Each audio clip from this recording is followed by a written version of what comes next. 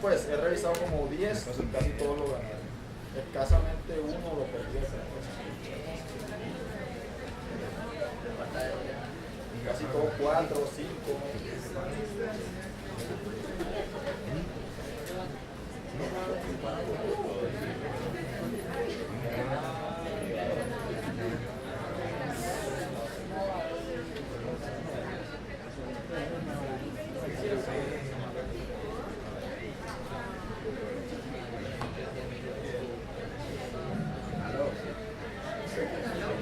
Yo soy un poquito obsesivo con varios temas y la incontinencia urinaria es uno de los temas que yo soy un poquito más obsesivo. Yo creo que he puesto esto 10 veces y doy una sola clase en la Universidad de Antioquia, es de incontinencia urinaria.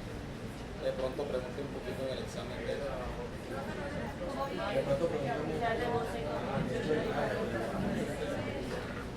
Ahora sí.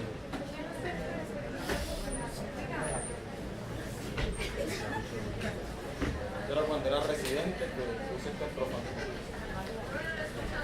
¿No me escuchan nada? Nada. Apagado. Debe estar apagado. Que yo soy un poquito obsesivo con el tema de la incontinencia urinaria. De pronto les haga preguntas sobre este tema. Es la única clase que dicta en la Antioquia. Y esto lo he puesto por ahí 100 veces, creo yo. Bueno, es altamente prevalente, más en la población femenina. Digamos que es raro encontrar a hombres con incontinencia urinaria, excepto a esos pacientes que son llevados a prostatectomía radical por cáncer de próstata, donde el esfínter urinario externo y el esfínter urinario externo se ven afectados por la misma cirugía, y estos pacientes tienen una prevalencia hasta del 12% de incontinencia urinaria. La mayoría de los pacientes reportan síntomas mixtos. Esto se divide en 33, 33 y 33%, es decir, una población va a referir síntomas puros de incontinencia urinaria de esfuerzo, otros solo síntomas de urgencia y otros van a tener una combinación de ambos. Entonces se reparte de manera muy equitativa. Más prevalente en la raza blanca que en la negra y que en los asiáticos. Estos son los factores de riesgo que son bastante conocidos. Ahí les interrogué la histerectomía, pero en realidad la histerectomía por haber una disrupción en toda la anatomía del piso pélvico sí tiene un riesgo aumentado de incontinencia urinaria. Los pacientes con diabetes tienen algo multifactorial, tienen una citopatía diabética que les da un componente de urgencia, un componente de almacenamiento, y también tienen la misma daño neurológico por la misma diabetes. Las pacientes menopáusicas, ya saben que el envejecimiento hace parte de todo esto. Los embarazos, el parto vaginal, aunque se ve que en la población con cesárea también está aumentada, pero en el parto vaginal está un poco mayor, no de manera significativa, que valga la aclaración. Para los fumadores, el tabaco, la obesidad, por el aumento de la presión abdominal, pacientes tosedores crónicos, algunos medicamentos incluso, el ejercicio, ahí se lo pongo en rojo, y la dieta, en realidad no tienen estudios que soporten eso. Las infecciones urinarias de repetición no dan incontinencia, excepto en su fase aguda, que pueden dar algunos síntomas de almacenamiento. Según las directrices de la ICS, que es el organismo mundial que estudia toda esta parte de la incontinencia, es la Sociedad Internacional de Continencia, es la sigla en inglés. La divide en estas 4 categorías: incontinencia urinaria de esfuerzo, de urgencia, incontinencia urinaria por rebosamiento, que es casi exclusivamente de pacientes que están obstruidos, de pacientes con hiperplasia prostática, de pacientes con estrechez de uretra, donde la vejiga no es capaz de sacar la orina y debe salir por algún lado, y el paciente refiere a una incontinencia urinaria constante. Son pacientes que les dicen que se orinan, y generalmente son hombres, que se orinan de manera constante, que usan pañales. No es que estén incontinentes, bueno, sí tienen un grado de incontinencia, pero es una incontinencia por rebosamiento, pero no es por afectación de ninguno de los esfínteres, sino que no puede salir la orina por ningún lado. Y la incontinencia urinaria mixta, que es la combinación de los dos primeros. Entonces, debemos tener en cuenta que todo esto es multifactorial. Primero tenemos que tener un buen entendimiento del control neurológico de la micción. Saben que hay una fase de almacenamiento y una fase de vaciamiento. En la fase de almacenamiento actúan principalmente fibras musculares del nervios hipogástricos, donde la acetilcolina tiene un papel fundamental, y en el vaciamiento, fibras lumbares del plexo lumbar, y fibras hipogástricas a nivel del vaciamiento, que es donde actúa la acetilcolina. ¿Listo? Me confundí, siempre me tiendo a confundir en este tema. La acetilcolina, como saben, cuando utilizamos anticolinérgicos, lo que intentamos es bloquear este neurotransmisor, que es el que se encarga del vaciamiento de la orina. Al bloquear la acetilcolina, lo que hago es que la capacidad vesical aumente, disminuyan las contracciones involuntarias del músculo detrusor y tenga una mejor compliance y adaptabilidad vesical. Cuando ocurre el vaciamiento de la vejiga, además de este sistema que actúa el nervio pudendo, que es el que inerva el esfínter urinario externo. El pudendo se relaja durante el vaciamiento y está activo, es decir, hay contracción de este músculo durante el almacenamiento. Listo, entonces tenemos que el almacenamiento está dado por fibras simpáticas y el vaciamiento está dado por fibras parasimpáticas. Debe ser un almacenamiento a bajas presiones, es decir, la presión del detrusor no debe superar los 5 centímetros de agua. Debe haber una sensación adecuada, no debe haber sensación de micción, solo hasta que se logra la represión vesical. No debe haber contracciones involuntarias del detrusor. Durante el vaciamiento debe haber una micción coordinada. ¿Y qué es una micción coordinada? Una contracción del músculo detrusor y relajación del esfínter urinario externo. La micción no coordinada es muy frecuente en las mujeres jóvenes. Tienen vicios miccionales y aprenden a orinar mal. Contraen el esfínter urinario externo mientras orinan y algunas tienen infecciones urinarias a recurrencia. Esta es una de las causas principales no muy bien conocidas por ustedes, porque generalmente se diagnostica por la urodinámica.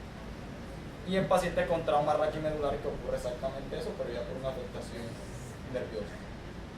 Debe haber una disminución de la resistencia del tracto de salida en ausencia de obstrucción anatómica. Entonces, los músculos del piso pélvico, los principales, pues son muchos. Los elevadores del ano, esos que pusieron elevador del ano más cubo coccigio, escococigio y cubo rectal. Entonces, pues si pusieron individualmente los elevadores del ano, seguramente se los voy a valer. Pero si pusieron elevadores del ano más isquiococcigio, no, porque el isquiococcigio hace parte de los elevadores del ano. Músculo coccigio y la fascia endopélvica. La fascia endopélvica, que es prácticamente el soporte de todas las estructuras pélvicas, todo el diafragma pélvico. Aquí hay una representación, esta es la vejiga, esta es la uretra, aquí se encuentra el esfínter urinario externo, este es el caso de una mujer, aquí se encuentra la vagina. Hay diferentes estructuras, ligamentos, el tubo compresor de la uretra, el transverso profundo del perineo, que da fibras que componen ambos el esfínter urinario externo, como les mencioné aquella vez. Prácticamente en la uretra media es donde se encuentran el esfínter urinario externo en la mujer. Aquí están los músculos del suelo pélvico, el músculo piriforme, es otro que hace parte.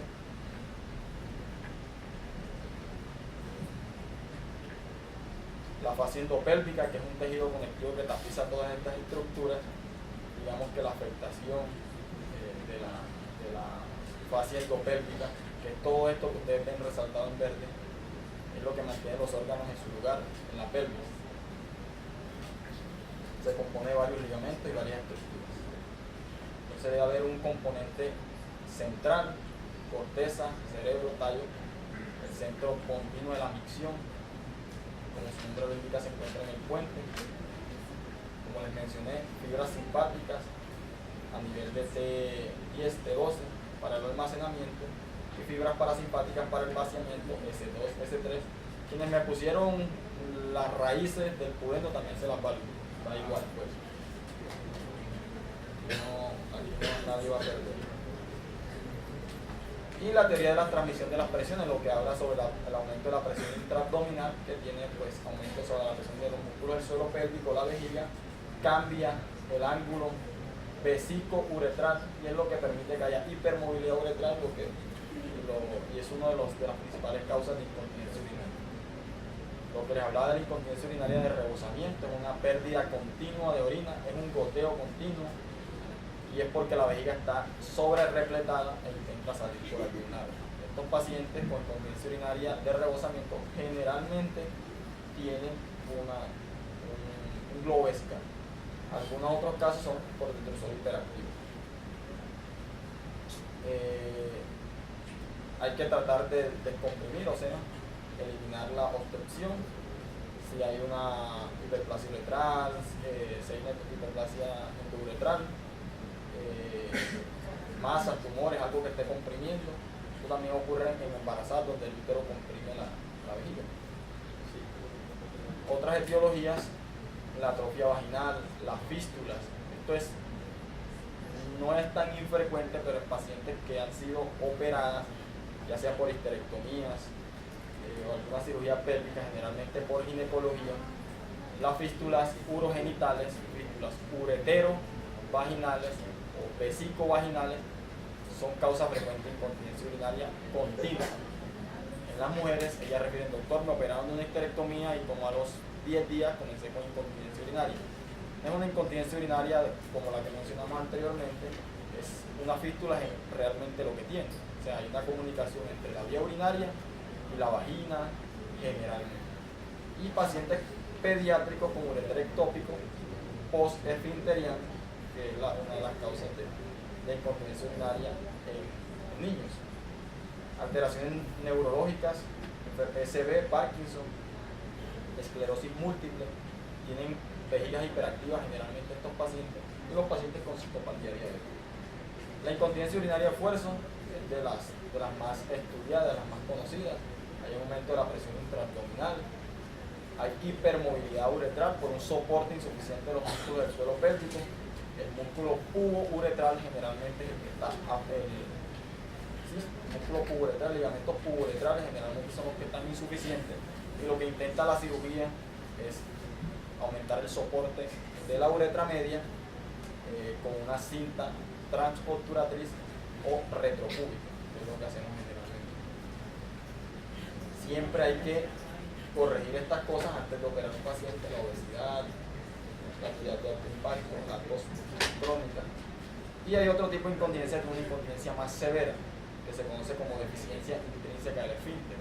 Esos músculos que les mostré, transverso profundo del perineo, una afectación de sus fibras, tanto musculares y nerviosas, y hay una incontinencia urinaria que es más severa, es decir, la paciente con menos esfuerzo, con una tos más ligera, tiene pérdidas más abundantes de orina. Puede o no existir la hipermovilidad uretral, la incontinencia es más severa, de más difícil manejo, muchas veces la cirugía no corrige del todo la incontinencia. Una clasificación que describió Plaivas para mirar el tipo de incontinencia. 1, 0 ya no existe, ya la ICS lo sacó de la clasificación. De hecho, la ICS sacó todos estos de la clasificación, todavía se sigue utilizando porque los ginecólogos operan esto, necesitan una letra o un número para poder tener la severidad de incontinencia, pero actualmente se describe como incontinencia urinaria urodinamicamente demostrada y punto. Pero aún se les sigue haciendo esta ayudita a los ginecólogos para que entiendan un poco la severidad de la incontinencia, siendo la tipo 3 una deficiencia intrínseca del esfínter, la más severa, y la tipo 2 A o B, dependiendo si tiene o no tiene prolapso, unas intermedias, y la tipo 1 pacientes que se orinan cuando ya tienen la vejiga repleta. La incontinencia urinaria de urgencia es ese paciente que les dice que les da ganas de orinar y tienen que correr al baño y se orinan antes de llegar. Eso es lo clásico, lo que los pacientes refieren. Esa incontinencia no se opera. ¿Listo? La incontinencia urinaria de urgencia se maneja con anticolinérgicos, beta-3 agonistas, toxina botulínica intravesical. Los pacientes tienen una frecuencia urinaria aumentada, tienen micturia, la urodinamia muestra unas contracciones involuntarias del detrusor y puede haber componentes de esfuerzo cuando es una incontinencia mixta. ¿Qué hay que tratar cuando hay una incontinencia urinaria mixta? Se trata de síntomas prevalentes, es decir, si prevalece la incontinencia urinaria de esfuerzo, se opera o se lleva a fisioterapia pisopélvico. Si lo que prevalece es la incontinencia urinaria de urgencia, pues se les da algunas terapias médicas que aplican.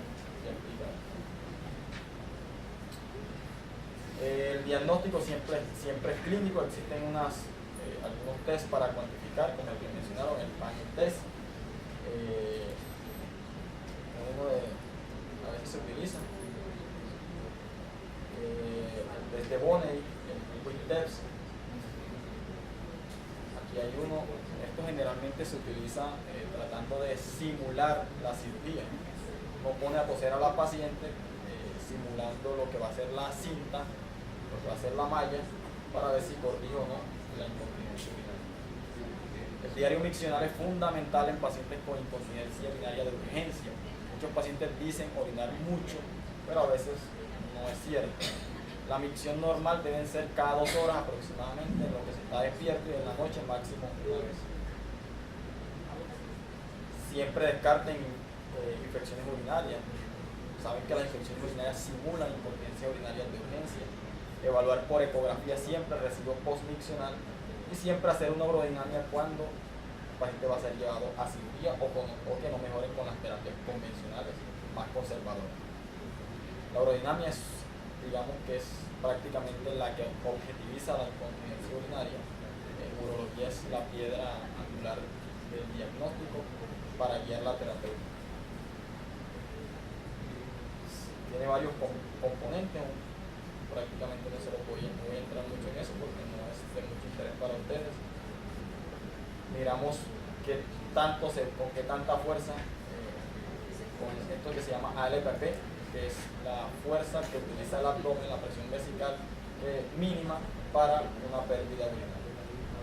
Esto es una urodinamia, un estudio funcional de la vejiga. Aquí al paciente se le pueden hacer maniobras de Valsalva, la presión vesical, presión del crucero y presión abdominal. Cuando suben las 3, se mira si hay pérdidas de orina en esta línea roja y luego el paciente se pone a orinar ya en la fase de presión. Por ejemplo, aquí se marcan TIC, escapes de orina, pero este es un paciente que no se le hizo maniobras de Valsalva, sino que se dan cuenta, aumenta la presión del detrusor, aumenta la presión de la vejiga, pero la presión abdominal está en su basal. Esto no es una maniobra de Valsalva, es una contracción no inhibida del detrusor. Esa es la diferencia. La cistoscopia no siempre la utilizamos para incontinencia urinaria, solo para descartar causas obstructivas, lesiones ocupantes de espacios como tumores, presencia de divertículos, ureteroceles o fístulas urinarias. Entonces, hay que tratar primero. Tratamiento no quirúrgico. La fisioterapia pisopélvico es lo que siempre se debe demandar en las pacientes. Agotar esa opción, ya les mencioné antes que mejora, pero creo que no apunté yo, me estoy confundiendo con la anterior. La fisioterapia del piso pélvico mejora la incontinencia urinaria en un 60% de los casos, es de esfuerzo, es decir, que más de la mitad de mis pacientes se van a mejorar y se van a ahorrar la parte de la cirugía. El otro 40% va a manejo quirúrgico. Siempre en los pacientes con urgencia urinaria, quitarles las bebidas con cafeína, es importante eso, aumenta la frecuencia urinaria, porque ustedes ya saben. Disminuir la ingesta de líquidos a menos de 2 litros de agua al día, ponerlos a orinar por horarios, cada 2 horas, o antes si tienen ganas de orinar. Pero estas medidas conservadoras son bastante útiles para la mejoría de la incontinencia urinaria de manera no quirúrgica. Tienen que rebajar de peso a todas. Los pesarios, que son creo que lo que hablan de los conos, lo que hablan de pesarios, son como unos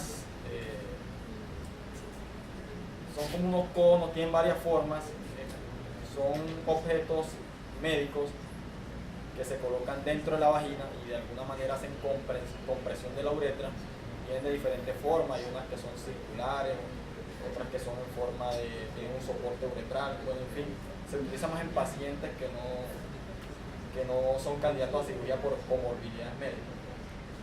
Por ejemplo, en varias formas los pesarios se colocan en la vagina y hacen algún grado de compresión de la uretra para manejar el Los estrógenos vaginales tienen un soporte que es bastante discutido, no los mandan, a veces mejoran, a veces no mejoran, pero un cariceto, no tiene tanta evidencia.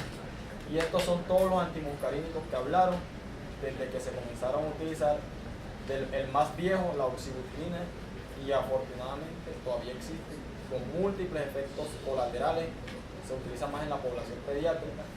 Y este último, que les hablaba ahorita, el Miraviron, que es un beta-3 agonista, que se lanzó en el mercado en el mundo en el 2012, en Colombia se lanzó en enero de este año. Los efectos de los antimuscarínicos ya los hablamos. En el tratamiento quirúrgico, lo que más tiene soporte es utilizar un cabestrillo o una cinta transobturatriz, o sea, a través de los agujeros obturadores, o retrofúbica, un vector que es un poco más vertical, dependiendo del tipo de incontinencia. Lo que hace es simular o reforzar los músculos, los ligamentos pubouretrales, soporte de la uretra proximal, diferentes tipos. Esto, como lo hice para urólogos, no se lo voy a pasar tanto. Tiene complicaciones, hay otras técnicas quirúrgicas como la corposuspensión, etc. Bueno, entonces, como conclusión, siempre hay que individualizar a cada paciente y seleccionar la terapia más adecuada. Diferenciar siempre los tipos de incontinencia urinaria, no tratar incontinencia urinaria de esfuerzo con antimuscarínicos, sería absurdo, ni lo contrario, ni operar en una incontinencia urinaria de urgencia. Tratar el síntoma más prevalente en las incontinencias urinarias mixtas, descartar siempre causas obstructivas. Terapia del piso pélvico es útil en casos seleccionados, generalmente no la mandamos en pacientes con incontinencia urinaria con déficit intrínseco de fitness porque no va a funcionar. La cirugía no beneficia a todos los pacientes. Debemos tratar los factores desencadenantes y nunca subestimar las pérdidas. Es decir, hay pacientes que dicen, doctor, yo uso una toalla sanitaria al día, pero eso para ella puede ser mucho.